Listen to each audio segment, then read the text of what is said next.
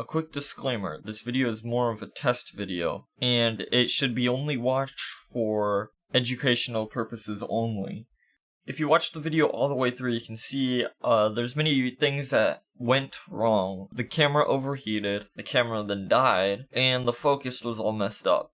I hope to fix these problems in future videos, and yeah, hope you guys enjoy this video, and thanks for watching.